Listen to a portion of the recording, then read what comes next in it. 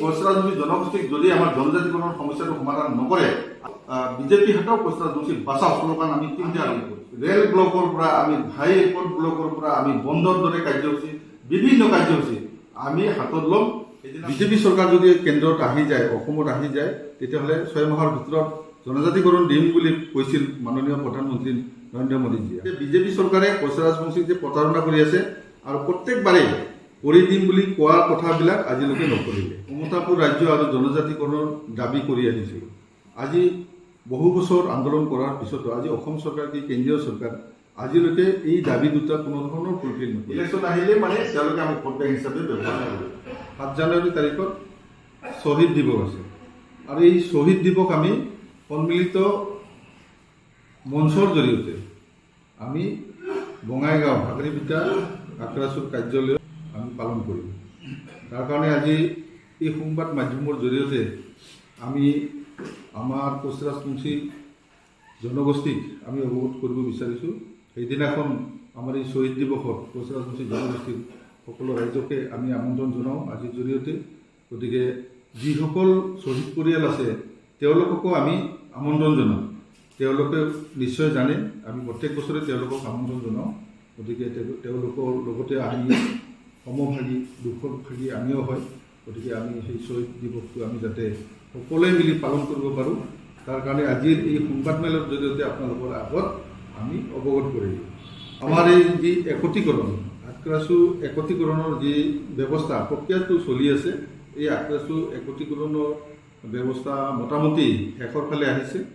আমাৰ যিসকল কোৰ কমিটিৰ বিষয়ববীয়া আছে, সন্মানীয় ব্যক্তিসকল, তেওঁলোকে ইতিমধ্যেই নীতি নিৰ্দেশনা হিচাপত বহু লিখি যুগুতাই উলিয়াইছে ইতিমধ্যে। গতিকে আমি খুব ভাল পাইছোঁ। তেওঁলোকে যিধৰণে আগুৱাই গৈছে আমি তেওঁলোকক সহযোগ কৰি আছোঁ আৰু সহযোগ কৰিম। গতিকে যোৱা মিটিঙত যোৱা 29 তাৰিখে আমাৰ কোৰ কমিটিৰ লগত এটা প্ৰস্তাৱ আছিল, যি প্ৰস্তাৱ নেকি যে আক্ৰাসুৰ প্ৰত্যেকটো গোটৰে সভাপতি আৰু সম্পাদক, প্ৰত্যেকটো গোটৰে সভাপতি সম্পাদকে আমি নতুন যিখন একত্ৰীকৰণ কমিটি হ'ব তাত আমি কোনো ধৰণৰ সভাপতি সম্পাদকৰ পদত অধিষ্ঠিত হ'ব নোৱাৰিম বা আমি নহ'ম। এই কথাটো আমাৰ মাজত কোৰ কমিটি আৰু আক্ৰাসুৰ মাজত আলোচনা হৈ এটা প্ৰস্তাৱ গৃহীত হৈছিল আৰু সেই প্ৰস্তাৱ মৰ্মে আমি 6টা গোটে ইতিমধ্যে তাত স্বাক্ষৰ কৰিছোঁ। একত্ৰীকৰণ ব্যৱস্থাটো হ'ব লাগে, নিস্বাৰ্থভাৱে হ'ব লাগে। আমি তাত কোনো আমাৰ দাবী বা আমাৰ স্বাৰ্থ আমি ৰখা নাই। আমি বিচাৰিছোঁ পুৰণাখিনি যদি আমি থাকিব যাওঁ নিশ্চয় একত্ৰীকৰণত ব্যাঘাত জন্মিব আৰু যাৰ কাৰণে আমি আগৰ সভাপতি সম্পাদকবিলাকে আমি সেই প্ৰস্তাৱ মৰ্মে স্বাক্ষৰ কৰিছোঁ। কেইটামান গোটে স্বাক্ষৰ কৰা নাই। মই ভাবোঁ কোৰ কমিটিক আহ্বান জনাওঁ, অহা কিমান তাৰিখত মিটিংখন দিয়া যাব সেই তাৰিখত যাতে যিকেইটা গোটে স্বাক্ষৰ কৰা নাই তেওঁলোকেও জাতীয় স্বাৰ্থত নিজৰ বহুত মূলীয়া যিখিনি ত্যাগ চবেই মিলি যাতে ঐক্যবদ্ধ কৰিব পাৰোঁ, তাৰ কাৰণে যাতে তেওঁলোকেও সেই প্ৰস্তাৱত স্বাক্ষৰ কৰে, তাৰ কাৰণে মই কোৰ কমিটিক আহ্বান জনাইছোঁ, অনুৰোধ জনাইছোঁ যাতে তেওঁলোকেও এই স্বাক্ষৰত অন্তৰ্ভুক্ত হয়। তেওঁলোকেও একেলগে আমি থাকি যাতে একত্ৰীকৰণৰ ব্যৱস্থাটোক আগুৱাই লৈ যায়, কোৰ কমিটিয়ে সহায় কৰি নতুন কমিটি এখন যাতে গঠন কৰি দিব পাৰোঁ, তাৰ কাৰণে মই কোৰ কমিটিক আজি এই সংবাদমেলৰ যোগেদি মই অনুৰোধ জনাইছোঁ।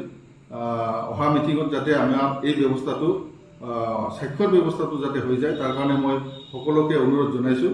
আমাৰ যাতে কোনো ধৰণৰ ইয়াত মতানৈক্য বা মতবিৰোধ কোনো নাথাকে, আমি একত্ৰিত হোৱাৰ কাৰণে মই আজিৰ এই সংবাদমেলৰ যোগেদি মই আপোনালোকৰ যোগেদি মই আহ্বান জনাইছোঁ। এই শ্বহীদ দিৱসৰ কাৰণে আৰু একত্ৰিত কৰাৰ কাৰণে, আক্ৰাসুৰ একত্ৰিত কৰাৰ কাৰণে আমি সংগ্ৰামটো অলপ আমি এইটো স্থগিত ৰাখিছোঁ। আমি শ্বহীদ দিৱসৰ পিছতে আমি সংবাদমেল যোগে আমি ঘোষণা কৰিম যে আমি বহুদিনৰ পৰাই কমতাপুৰ ৰাজ্য আৰু জনজাতিকৰণৰ দাবী কৰি আহিছিলোঁ। আজি বহু বছৰ আন্দোলন কৰাৰ পিছতো আজি অসম চৰকাৰ কি কেন্দ্ৰীয় চৰকাৰ আজিলৈকে এই দাবী দুটা কোনো ধৰণৰ ফুলফিল নকৰিলে। জনজাতিকৰণ সমস্যাটো আজিলৈকে তেওঁলোকে কোনো ধৰণৰ গুৰুত্ব নিদিলে। আপোনালোকে দেখিছে যে বিজেপি চৰকাৰ যদি কেন্দ্ৰত আহি যায়, অসমত আহি যায়, তেতিয়াহ'লে 6 মাহৰ ভিতৰত জনজাতিকৰণ দিম বুলি কৈছিল মাননীয় প্ৰধানমন্ত্ৰী নৰেন্দ্ৰ মোদীজীয়ে। গতিকে সেই ক্ষেত্ৰত মই ভাবোঁ যে তেওঁলোকে কোৱাৰ পিছতো তেওঁলোকৰ মানে যি ধৰণে কাম কৰিব লাগে তেনেকুৱা ধৰণে কামবিলাক নকৰাৰ কাৰণে আমি ভাবিছোঁ যে বিজেপি চৰকাৰে কোঁচ ৰাজবংশীক যে প্ৰতাৰণা কৰি আছে আৰু প্ৰত্যেকবাৰেই কৰি দিম বুলি কোৱাৰ কথাবিলাক আজিলৈকে নকৰিলে। মাননীয় মুখ্যমন্ত্ৰী দিছপুৰত মাতি পেলাই কৈছিলে যে আমি খুব কম দিনৰ ভিতৰত কোঁচ ৰাজবংশীৰ জনজাতিকৰণ সমস্যাটো কমচে কম সমাধান কৰিম। আৰু আমি বিশ্বাসত লৈছিলোঁ, আস্থাত লৈছিলোঁ, কিন্তু সেই বিশ্বাস আস্থাক আজিলৈকে তেওঁলোকে পূৰণ নকৰিলে। কাৰণ তেওঁলোকে এতিয়া আকৌ তেওঁলোকে কৈ আছে আমি 26ৰ ভিতৰত আমি কৰি দিম বহুত ধৰণৰ প্ৰলোভন দিছে। আমি দেখিছোঁ যে তেওঁলোকে ভোট আহিলে, ইলেকশ্যন আহিলে মানে তেওঁলোকে আমাক ভোট বেংক হিচাপে ব্যৱহাৰ কৰে। আমি তেওঁলোকক বিশ্বাস কৰিছিলোঁ আৰু যাৰ কাৰণে বিজেপি চৰকাৰ আমাৰ ৰাইজে ভোট দিছিল। ভোট দিয়াৰ কাৰণে আজি ধৰক চৰকাৰ আহিছে, আমি ভাল পাইছিলোঁ, বিশ্বাসো কৰিছিলোঁ, কিন্তু তাৰ ফলশ্ৰুতিত আজি আমাক প্ৰতাৰণা কৰিলে। গতিকে আমি আগন্তুক দিনত আমি কাৰ্যসূচী ল'ম। আমি বিভিন্ন কাৰ্যসূচী, আমি ৰেল ব্লকৰ পৰা, আমি হাই এয়াৰপৰ্ট ব্লকৰ পৰা, আমি বন্ধৰ দৰে কাৰ্যসূচী, বিভিন্ন কাৰ্যসূচী আমি হাতত ল'ম। সেইদিনাখনেই আমি 6 দিৱসৰ পিছৰ দিনাখনেই আমি ঘোষণা কৰিম যে আমি কাৰ্যসূচী চৰকাৰৰ এগেইনষ্টত আমি কাৰ্যসূচী ল'ম আৰু জোৰদাৰ কাৰ্যসূচী চলোৱাৰ কাৰণে আমাৰ ৰাইজৰ মাজত ইতিমধ্যে আমি সোমাই পৰিম আৰু ইতিমধ্যে সোমাই পৰিছোঁ। আমি ইয়াতে কৈছোঁৱেই যে আমি কোঁচ ৰাজবংশী জনগোষ্ঠীক যদি আমাৰ জনজাতিকৰণৰ সমস্যাটো সমাধান নকৰে, বিজেপি হাতক কোঁচ ৰাজবংশীক বাচাও শ্লোগান আমি ইতিমধ্যে আৰম্ভ কৰিছোঁ। গতিকে আমি গাঁৱে ভূঞে আমি মেল মিটিং কৰি হ'লেও আমি বিজেপি চৰকাৰ হাতাও কোঁচ ৰাজবংশীক বাচাও এই শ্লোগান আমাৰ চলি থাকিব। আমি যেতিয়ালৈকে আমাৰ কোঁচ ৰাজবংশী জনগোষ্ঠীৰ জনজাতিকৰণ নকৰিব তেতিয়ালৈকে আমি কেতিয়াও শান্ত হৈ নাথাকোঁ। যে আজি একমাত্ৰ আক্ৰাসুৰ একত্ৰীকৰণ কৰাৰ কাৰণেহে আমি অলপ স্থবিৰ হৈ আছোঁ আৰু এই 6 দিৱসৰ পিছতে আমি আমাৰ আন্দোলন ঘোষণা কৰাৰ পিছতে আমি আৰম্ভ কৰি দিম যে বিজেপি চৰকাৰে কোঁচ ৰাজবংশী জনগোষ্ঠী জনজাতিকৰণ দিব নিদিব স্পষ্ট তেওঁলোকে নিশ্চয় বুজি পাব। যে আগন্তুক আমাৰ বিভিন্ন সমস্যাক লৈ মঞ্চে ইতিমধ্যে চিন্তা কৰি আছে আৰু ইতিমধ্যে যিহেতু আমাৰ আগন্তুক 2025 জানুৱাৰী 7 জানুৱাৰীত আমাৰ ইতিমধ্যে আমাৰ সভাপতি কৃষ্ণ ডাঙৰীয়া আপোনালোকক কৈ দিলে 7 জানুৱাৰীৰ দিনাই এই মঞ্চৰ উদ্যোগতে আমি বিভিন্ন কাৰ্যসূচী হাতত ল'ম হৈ আছোঁ। আৰু নিশ্চয় যদিও আমাৰ ইতিমধ্যে কৃষ্ণে কথাখিনি ক'লে যে একত্ৰীকৰণৰ প্ৰচেছখিনি আমাৰ চলি থাকিব, যেনেকৈ আমি সহযোগ কৰিব পাৰোঁ নিশ্চয় আগন্তুক দিনত আমি একত্ৰীকৰণ কমিটিক আমি সহায় সহযোগ কৰি যাম। আৰু বিশেষকৈ আমাৰ ইতিমধ্যে বিভিন্ন যি আমাৰ কাৰ্যসূচী আছে নিশ্চয় আমি 7 জানুৱাৰীৰ পিছতে আমি ঘোষণা কৰিম। আৰু ইয়াৰ যিহেতু আমি মঞ্চত আছে আমাৰ গোটেইখিনি সংগঠনৰ নেতৃবৃন্দ আছে, মই আপোনালোকক এইখিনিকে আপোনাৰ মিডিয়াৰ যোগেদি এইখিনিকে আমি আহ্বান কৰিব বিচাৰিছোঁ যে আমাৰ কোঁচ ৰাজবংশী জনগোষ্ঠীৰ বিভিন্ন সমস্যালৈ যাতে বুদ্ধি নহ'লে যাতে আমাক পৰামৰ্শ দিয়ক আগন্তুক দিনত আমি কেনেকৈ কোঁচ ৰাজবংশী জনগোষ্ঠীৰ সমস্যাখিনি আদায় কৰিব পাৰিম।